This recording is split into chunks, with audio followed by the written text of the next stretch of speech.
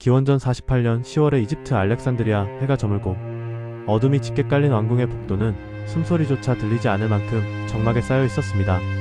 로마의 절대 권력자 율리우스 카이사르는 집무실에 앉아 서류를 검토하고 있었고 창밖에는 그의 병사들이 삼엄한 경계를 서고 있었습니다. 그때 한 시칠리아 상인이 땀을 뻘뻘 흘리며 거대한 카펫 뭉치를 어깨에 맨 채 카이사르의 방으로 들어섭니다. 경비병들은 의심스러운 눈초리로 그를 쏘아봤지만 단순히 카이사르에게 바칠 선물이라는 말에 기를 터주었습니다. 카이사르 앞에 털썩 내려놓아진 묵직한 카펫, 묶여있던 끈이 풀리고 두꺼운 진물이 바닥을 구르며 펼쳐지는 그 짧은 순간 방 안의 공기는 완전히 뒤바뀝니다. 먼지 섞인 공기 속에서 모습을 드러낸 것은 단순한 보물이 아니었습니다. 헝클어진 머리, 상기된 볼, 그러나 눈빛만큼은 어둠 속의 고양이처럼 평형하게 빛나는 21살의 여성, 바로 클레오파트라였습니다. 당시 그녀는 남동생이자 남편인 프톨레마이오스 13세와의 권력 다툼에서 패배해 사막으로 쫓겨난 도망자 신세였습니다. 정문으로 들어왔다면 즉시 목이 베었을 목숨. 그녀는 자신의 몸을 화물처럼 포장해 적진의 한복판, 그것도 세계를 지배하는 남자의 발밑으로 배달시키는 도박을 감행했습니다. 이것은 단순한 유혹이 아니었습니다. 자신의 목숨을 담보로 한 가장 극적이고 치명적인 정치적 쇼였습니다. 52세에 노련한 정치가 카이사르는 수많은 전장을 누볐지만 카펫에서 여왕이 튀어나오는 이 기상천외한 전술 앞에서는 무장해제될 수밖에 없었습니다.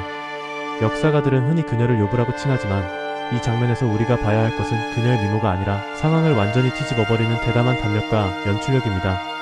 클레오파트라라는 미스터리는 바로 이 카펫 위에서 시작되었습니다. 우리가 흔히 떠올리는 화려한 황금관과 보석으로 치장된 클레오파트라의 이미지를 잠시 지워버려야 합니다. 그녀가 자라온 환경은 디즈니 만화 속의 공주님이 사는 성이 아니라 언제든 가족의 칼이 내 등을 찌를 수 있는 살얼음판, 말 그대로 뱀 구덩이였습니다.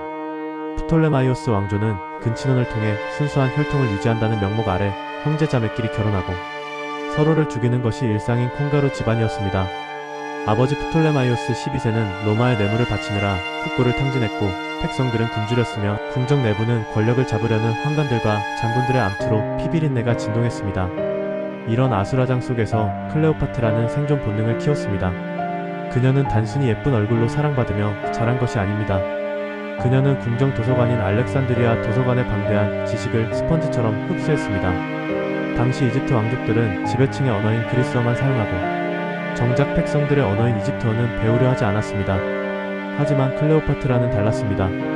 그녀는 왕조 역사상 최초로 이집트어를 완벽하게 구사했고 에티오피아어, 히브리어, 아랍어, 시리아어 등 무려 9개 국어를 자유자재로 구사했습니다. 통역관 없이 외교 사절단과 직접 대화하며 그들의 심리를 꿰뚫어보는 능력, 이것이 그녀의 진짜 무기였습니다. 그녀가 18세의 왕위 올랐을 때 공동통치자인 10살짜리 남동생 프톨레마이오스 13세의 뒤에는 교활한 섭정들이 버티고 있었습니다.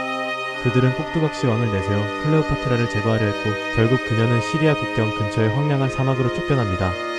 뜨거운 모래바람과 텐트 생활, 언제 암살자가 들이닥칠지 모르는 공포 속에서 그녀는 절망하는 대신 군대를 모았습니다. 보통의 왕녀라면 거기서 끝났겠지만 그녀는 사막의 독사처럼 토끼를 품고 때를 기다렸습니다.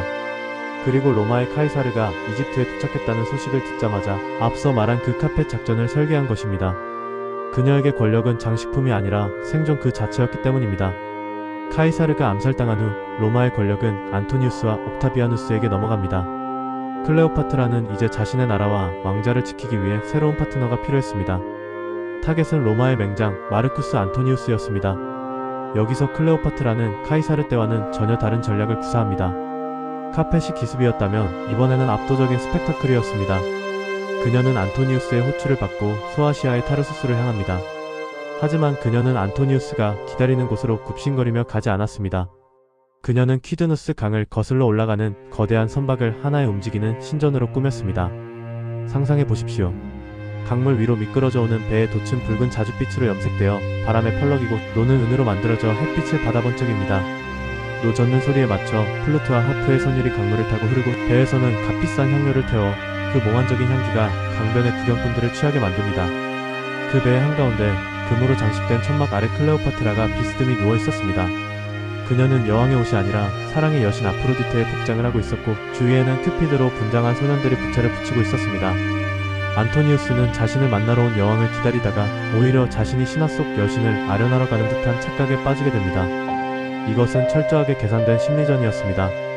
안토니우스는 단순하고 호탕하며 과시하기를 좋아하는 성격이었고 클레오파트라는 그 점을 정확히 파고들어 그가 거부할 수 없는 환상을 눈앞에 구현해낸 것입니다. 고대 역사가 플루타르코스는 이렇게 기록했습니다. 그녀의 미모 자체가 아주 뛰어나서 누구도 견줄 수 없을 정도는 아니었다. 그러나 그녀와의 대화에는 사람을 사로잡는 불가항력적인 매력이 있었다.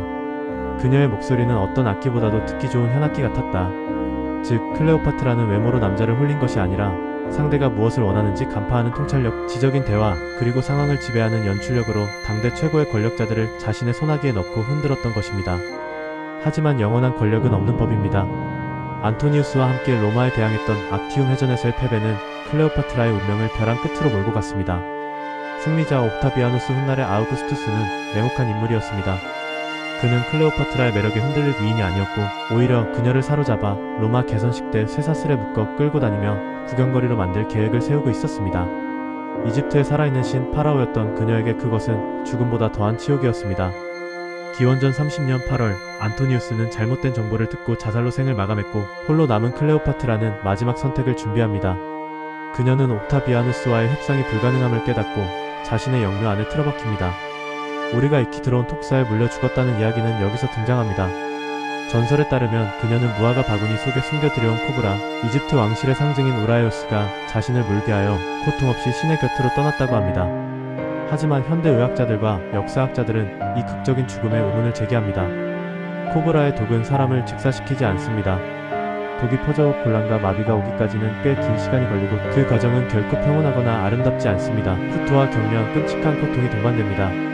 게다가 시녀 2명까지 함께 죽어있는 채로 발견되었는데 한 마리의 뱀이 3명의 성인을 연달아 치사량의 독으로 물어 죽인다는 것은 생물학적으로 거의 불가능에 가깝습니다.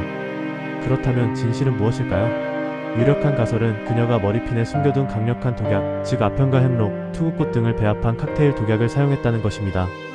하지만 옥타비아누스는 그녀가 뱀에 물려 죽었다는 소문을 묵인하고 주장했습니다. 왜냐하면 사악한 동방의 마녀가 뱀이라는 요물과 함께 최후를 맞이했다는 스토리가 로마 시민들에게 선전하기에 훨씬 더 자극적이고 완벽한 결말이었기 때문입니다. 더 큰 미스터리는 그녀의 시신이 있는 곳입니다. 옥타비아누스는 클레오파트라와 안토니우스를 함께 묻어주었다고 기록되어 있지만 지난 2000년 동안 그들의 무덤은 발견되지 않았습니다. 알렉산드리아의 바다 밑 어딘가에 가라앉았을 수도, 혹은 사막 깊은 곳 테보시리스 마그나 신전 지하 어딘가에 밀봉되어 있을 수도 있습니다. 로마의 역사는 그녀를 로마를 타락시킨 요구로 기록했습니다. 하지만 그 껍질을 벗겨내면 우리는 강대국 로마의 틈바구니에서 20년 넘게 조국의 독립을 지켜내려 했던 처절한 군주의 모습을 발견하게 됩니다. 그녀는 죽는 그 순간까지도 자신의 죽음조차 직접 연출하며 로마의 개선식에 끌려가는 패배자가 아닌 스스로 생을 마감한 긍지 높은 파라오로 남기를 선택했습니다. 어쩌면 지금도 알렉산드리아의 검푸른 바다 깊은 곳, 모래에 덮인 어느 비밀스러운 방에서 클레오파트라는 자신을 섣불리 정의하려는 우리를 비웃으며 차가운 미소를 짓고 있을지도 모릅니다. 오늘의 이야기는 여기까지입니다.